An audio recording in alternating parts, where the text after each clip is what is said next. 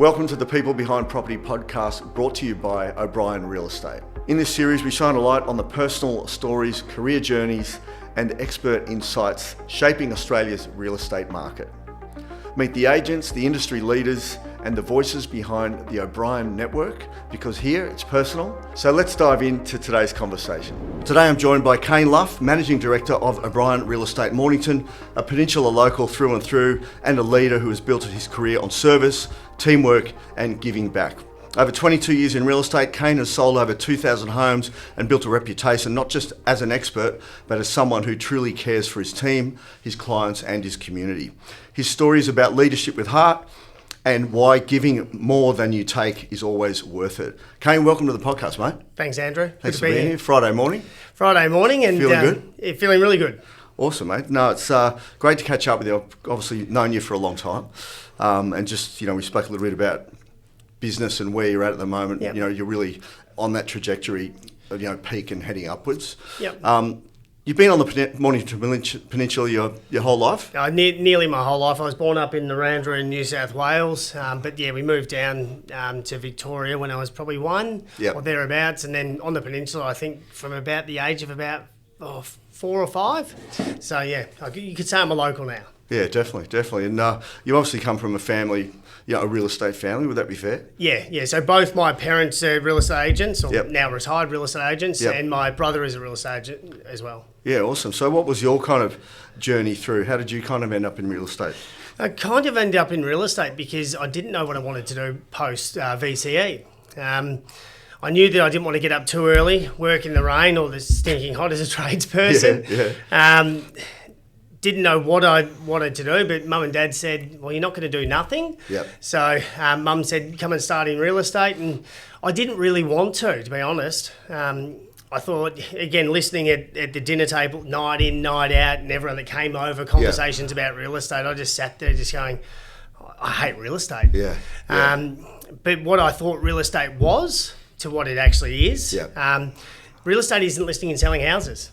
It's a people business. And over probably the first 12 to 18 months of my career, I realised pretty quickly that it wasn't about listing and selling houses. It was just about building really good relationships and talking to people. I'm pretty good at that. Yeah. I mean, when you're 18 or when you're thinking about real estate, your parents are doing, do you look at what your parents are providing and think, there's obviously money in this? Do you think of that? Do you ever think like that when you're young, or it's not really? To be honest, it wasn't necessarily just about the money when I went into it. I looked at all the time that I didn't have my parents around. Like they're working. They were in real estate well before we had mobile phones. So the after hours phone number on the board was our home number. Yeah, right. So every time we answered the phone, we had to be really nice about it. Take messages from Mum and Dad. They'd be out and about doing appointments. Yep. I still remember myself and my 2 brothers sitting in a car in Baxter whilst Mum's doing an inspection on a Sunday. I reckon we would have been in there for 45 minutes sitting in there, fighting in the back, honking the horn.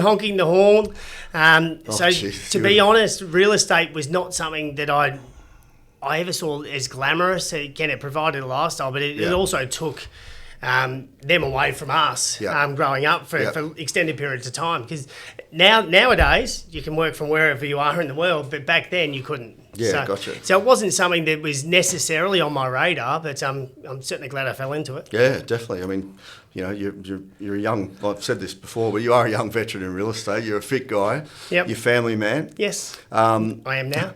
You are, you absolutely are. How's being a local on the Peninsula shaped your approach to real estate with your client service, would you say? Like, it's quite niche down here, isn't it? Like, it's a little bit different. Like, I guess working in Mornington, it's got that real community feel. So being a local, well, everyone calls me a local, but I grew up over in Somerville. Yeah. So coming to Mornington, I love Somerville, actually. It's a good spot. Yeah, no, it served its purpose, but no, I prefer Mornington, Mount Martha. Yeah. But no, with that, like, again, I moved over here. I wasn't necessarily a local. But really leveraging those relationships, I guess, is probably the biggest thing. And a lot of people within the industry find that really difficult. Yep. Listing houses for family, friends, getting referrals and so forth. But I guess I've taken a different aspect to that and said, look, the best person to represent you, if you want someone, is someone that actually cares for you. Yeah. So understanding the Peninsula has certainly helped. Yeah. Living here, utilising it for day-to-day work, but also lifestyle. Yeah, awesome, Yeah. awesome. You've sold 2,000 homes. It's a lot of homes. It might be a touch more than that now, but it's, again, over nearly 23 years in the industry. Had some exposure to a lot of transactions. Yeah. What lessons have you learned from some of that? Like, what's some of the things that you still live by today? So Steve Conley, who's my retired business partner, who I actually started in sales with him and my father, just said, Kayn, if you're focusing on commission, you're not going to provide the service. So provide a really good service, and the commission will flow. Yeah. So he had a saying, penny wise, pound foolish. Yeah. So whilst you're focusing on the cents, you forget about the balance of the other stuff. But look, if you just provide really good service, like I started in the industry where we didn't have a CRM. There was 2 computers in the office, one at reception and one for the other guys to use. I didn't even have my own email address. Yeah. So there wasn't a database for me to refer back to. No. And again, starting in real estate, going, well, hang on a sec, what do I do? So I just hit the pavement, met people, letter dropped, and that kind of thing. So Yeah, but it still seems like not a lot has changed. I mean, everyone's talking about AI and all this tech, Yeah. but is it still prospect list, negotiate, sell? I mean, is that actually? It hasn't changed. no, it hasn't. Look, everyone can hide behind technology, and I'm really busy doing this and really busy doing that. The fundamentals of real estate haven't changed. Yeah. Like they say, it's the second oldest profession in the world. At the end of the day, if you're interacting with people and the more people you talk to, the more you're going to list, the more you're going to sell. So again, our office is really focused on making sure that our people can list, sell, negotiate. Yeah. We don't want them to sit there behind the computer doing all the admin tasks. No. We've got a team that handle that. So Yeah. literally, once you're out, you list something that everything else is taken care of for you, Yeah. so you can get on to the next. Yeah. No, I think that's important. I think probably leads us into some conversation you and I have been having, probably about leadership and team. And Yep. when I walk through your office, I see an aligned group of people. The culture's there. There's a lot of respect out there. Yeah. How have you built that as managing director? Look, again, Jai's come on as a director. Yeah, no, Jai's doing a great job. Look, at the end of the day, if you've got good people, and they're going to try new things, you're not going to douse their flame. You're going to get out of their way, harness it, focus on the things they're doing really well. So leadership comes in many, many forms, right? Like when I was coming through football and like team sports and work and so forth, it used to be do what I say. Yeah. I don't do that. Yeah. I say to the guys, do what you want to do. If you need my help, I'm here. Yeah. But let's do it together. Let's have some fun. Yeah. And I was really afraid of that leadership, I guess. Looking at it going, well, hang on a second. I'm not a leader. I don't run really good meetings. I don't do this. Yeah. I don't do that. And whilst I was looking at that going, well, hang on a second. Don't focus on the things that we're not good at. So even my team. Yeah. Don't focus on the things they're not good at. Because that's and Craig McRae, I had the opportunity to sit down with him, coach of Collingwood, Yeah. and I just said to him, Josh Dacos, like to see him after the first year playing with you, and how he was with Buckley, like he's a different player. Yeah. He goes, Kayn, like if you tell him the things that he's done really, really badly, like why'd you do that? He goes the opposite direction. Tell him about the things he does really well, and he goes, but what about this? What about that? Keep taking the game on. Keep trying, because you don't want to stop your people from trying. Like at the end of the day, everyone can go, if it ain't broke, don't fix it. You can't reinvent the wheel, but ultimately you can certainly make it more beneficial, and you get them working harder, doing things. Like you've just got to empower from within. If you can do that, you're going to get the best out of them. Yeah, and definitely. I guess that's my leadership. Certainly my leadership style. I come in, I'm probably the biggest joker in the office, but we have fun doing it, and that's what it comes back to. And you can see that. So that's really the mantra that you obviously live by day to day. Come in, have some fun. Yeah. Look, at the end of the day, we can push some boundaries, try new things. If they don't work, let's try something else. Yeah. But don't be afraid to try. No, definitely. I think it's really good, and pretty much answered that question. Yep. How do you keep the team motivated and connected, especially in such a competitive industry where there's ebbs and flows and ups and downs? Like, how do you keep them on track? Look, I'm pretty fortunate with the fact that they come in, they know what they need to do on a day-to-day basis. If they didn't know what they needed to do, they're probably not right for your business. Yeah. Like, they all know what they need to do. Sometimes they can get a little bit sidetracked on other things. Sometimes they can get a little bit down on themselves, like, I missed that listing, or I didn't do this, I'm having a bad month. Yeah. Hang on a second, one bad month doesn't shape your career. Yeah, that's right. Let's look at the things that you're doing right now. And if you're doing all the things that we've put in place and it's not quite working, well, that's not on you, that's on me. Yep. So how can we fix it? Let's do it together. Salespeople, they thrive on confidence, momentum.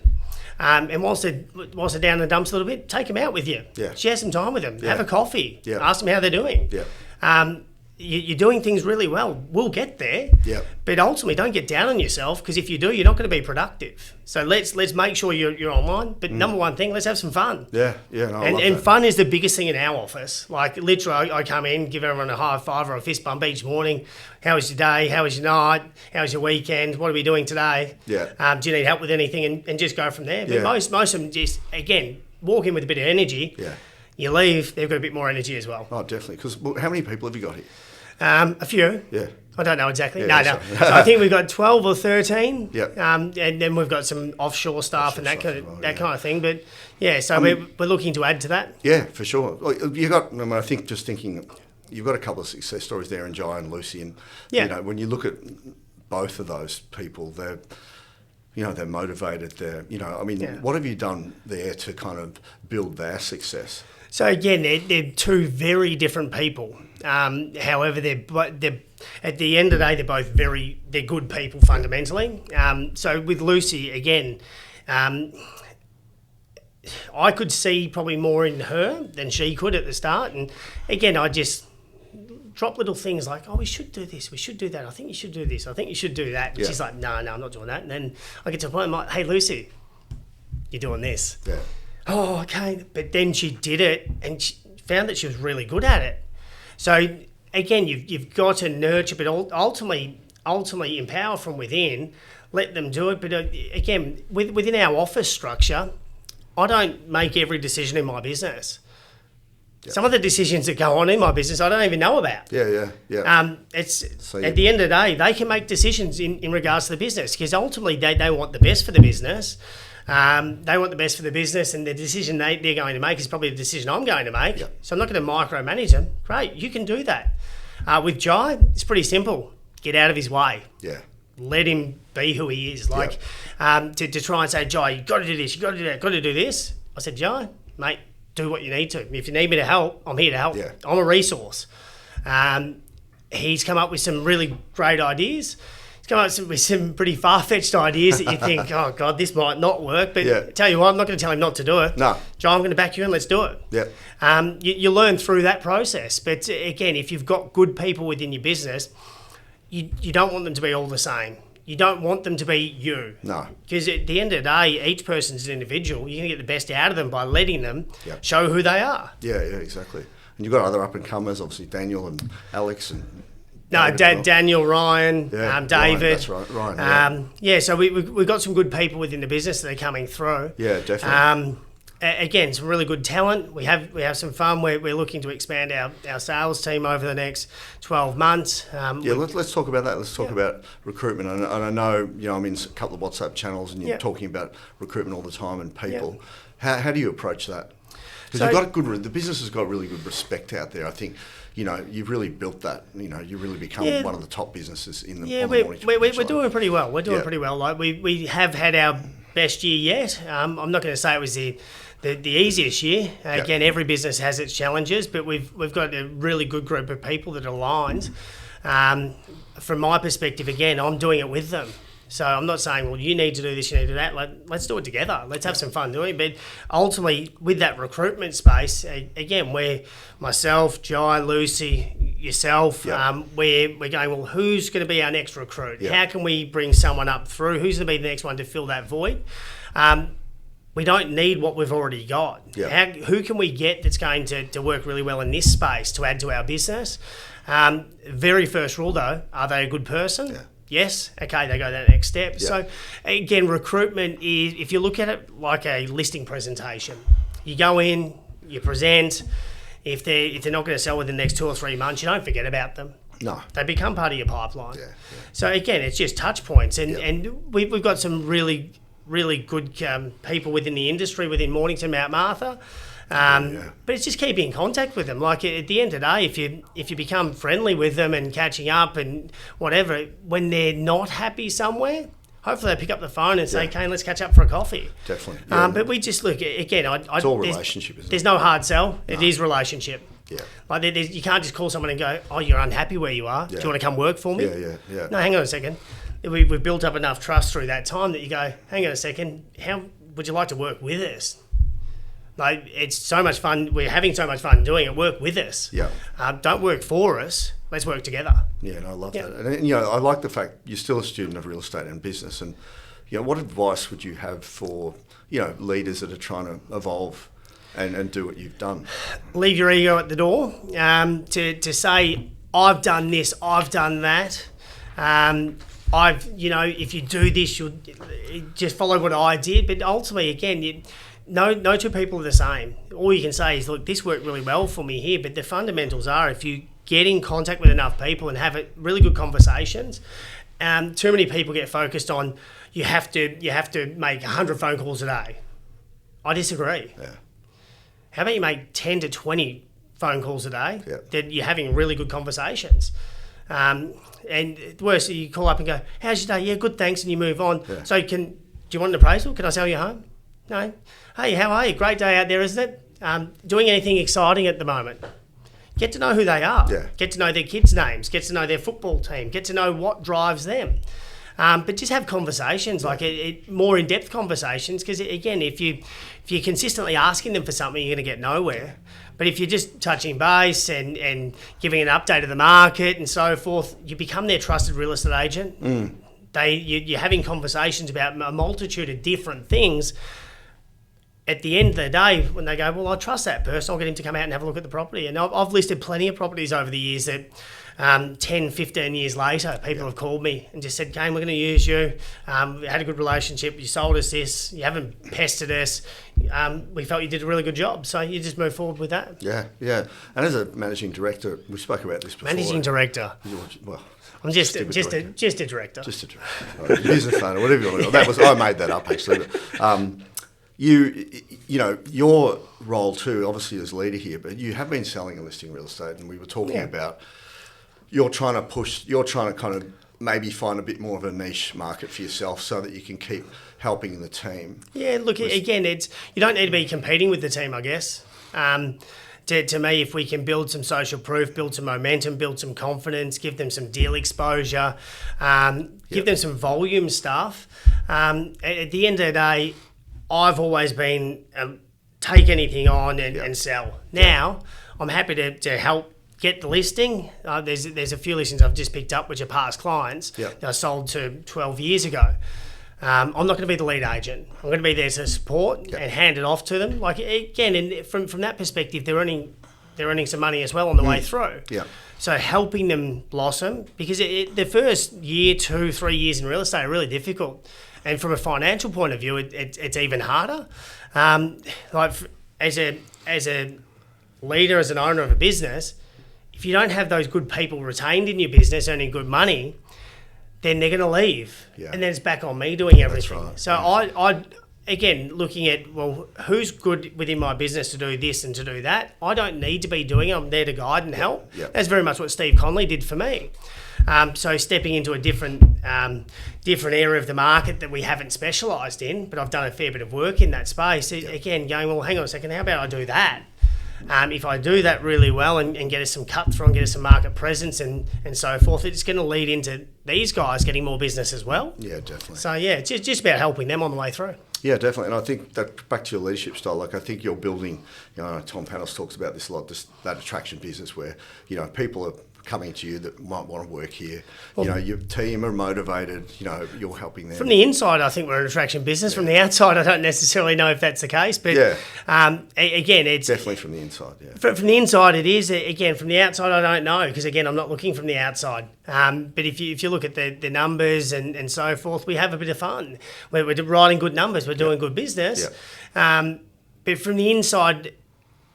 Our whole team feels that we're doing things right. Definitely, yeah. We're doing things really well. I can sense that too. Like everyone's heading in the same direction. But if on the inside, if everyone's aligned, everyone's having fun, I'm hopeful that on the outside it looks that way as well. And then hopefully we do become an attraction business. Definitely. I think that's great, mate. Bit of community, personal life. So. The way you give back to the Peninsula community, I guess that stands out. What's really important to you with some of those aspects? Yeah, so again, there's some really good people at a lot of the different sporting clubs, community clubs. You've got a footy background as well, haven't you? Yeah, I played football, I played cricket, I did karate and that kind of thing. So we've been major sponsor at Mornington Footy Club now, I think 21 years. You're getting relationships there, and that leads to business. Yeah, so it does lead to business. You don't do it for that though. Oh, probably initially I did, but that's changed. Like again, looking at it and looking at mental health. So the football club is not just about playing football. It's the football club, the netball club, the women's football, and that kind of thing. It's one community, and again, you look at. Suicide, youth suicide, and that kind of thing. So for people to get to that point, things are bad. Yeah. What those clubs do, even if it's from a retiree's perspective at the bowls club, they've lost their wife, they've lost their husband.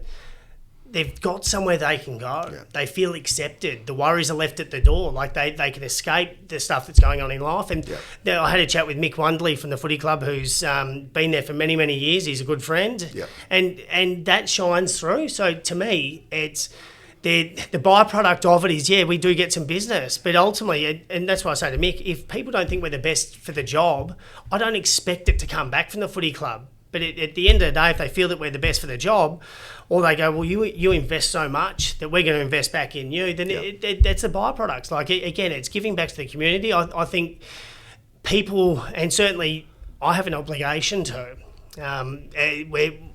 We're doing a lot of business, but ultimately, if we've got the opportunity to, we've got an obligation to. Yeah. So you give back, and ultimately, I get more out of it for knowing that I'm doing that. It's not about the business side of it. So it's not unselfish from my part in the sense of I feel really good for doing it. Yeah, definitely. Yeah. Is there anything in particular cause that you're passionate about down here that you kind of lean into more than others, or is it? So we're part of the Rotary. We're part of both bowls clubs, soccer club, football club. Like we give a lot to the different community. We give to Fusion, which helps disadvantaged people or people that are displaced and that kind of thing. So Good on you. One rule that I do implement, again, I get the guys and girls coming to me all the time like, how about we, invest here, give some money there. I'm like, okay, I'm happy to do it, but what are you going to do for them as well? Are you going to get involved? Yeah. I'm not just going to send a check. Yeah, I know. Not just going to send a check just because it's going to make you feel good.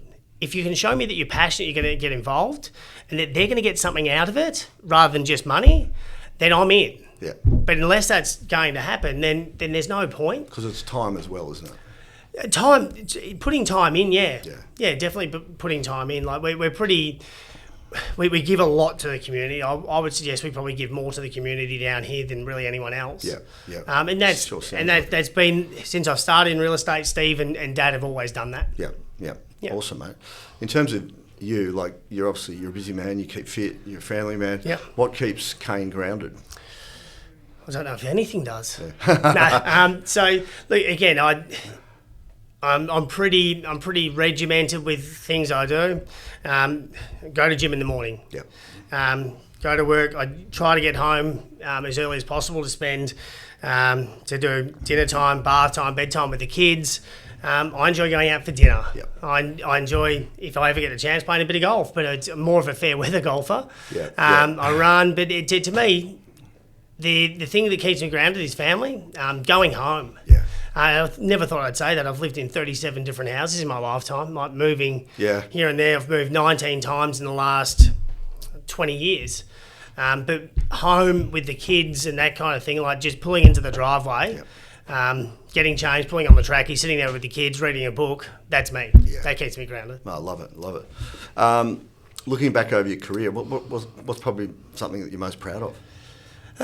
Where we are today, to be honest. Like, starting in real estate, buying the business off, becoming a shareholder at Kayn Luff and buying it off Steve and my father. Yep. Then effectively closing it down, merging with OBrien and buying the Ray White office at the same time, which was a pretty big undertaking. Yeah. I think OBrien at that time in Mornington were probably the bottom of the leaderboard when it came to real estate, and Kayn Luff were the top. So taking that brand back to the top, again, we dropped a few places down, but again, the evolution of it, but really where we are today, understanding what I do, how I do it, and why I do it, and seeing the growth of my team. That's the biggest thing. Yeah, definitely. And I think a lot of people don't understand this. You talk about all these, business acquisitions and buying. The amount of debt a person has to go into just to pull off what you just said. It sounds easy, but it takes a certain person to manage their psychology around that as well. I would say a little bit of stupidity from my point of view, to be honest. At some point, you got to dive in. Far out, and Jan, who's been with my accounts lady for probably 22 years now, she just goes, Kayn, there's never a dull moment. When we just get ahead and we're doing good, you do something else. I'm like, well, I've got to be doing something. Again, now that was before kids. Now I've got kids.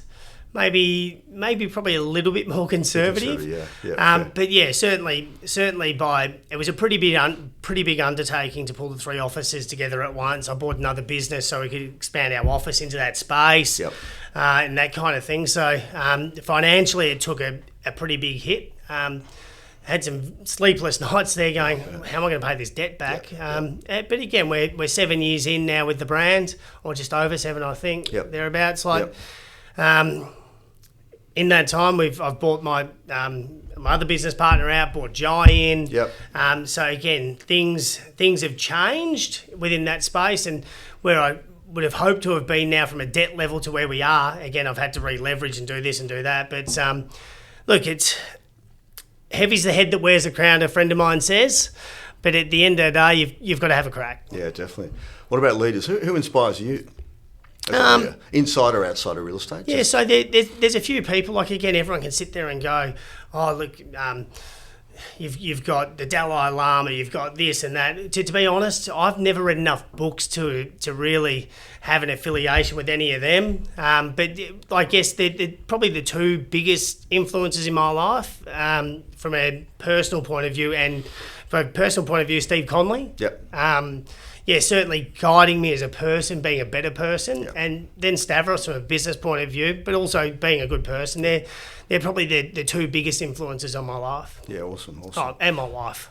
Yeah, of course. Forget that one. Absolutely. Any goals that you're working towards now, either personal or business-wise? Just anything on the current list? So again, just personal goals. I've just turned 40. I'm probably in the best shape I've ever been in, so just making sure I maintain that. If you don't move it, you lose it. I've got young children, so I want to be in a position that I can certainly be active and stimulated and do all the things that young kids want to do over time. I don't want to. You showed me your stats before; they're looking pretty impressive. Yeah, we're doing all right. We're doing all right. So, but from a business point of view, again, we've had our best financial year ever. It doesn't mean we're making a lot more money. But again, we're looking to really push the boundaries again next year. So and you said it before, we're probably at the peak of our powers now. But they're certainly not going to be peak of our powers in years to come. No, again, we want to drive the business, build a bigger business, a better business, but better individuals within that business. Definitely. So it's about our people at the end of the day. Again, a lot of directors and so forth. It's about them. Look at the numbers I'm doing. I actually want to see a decline in my numbers. I want to see an increase in the numbers of all the people within the business. So the team's doing better. They're making more money. They've got more opportunity.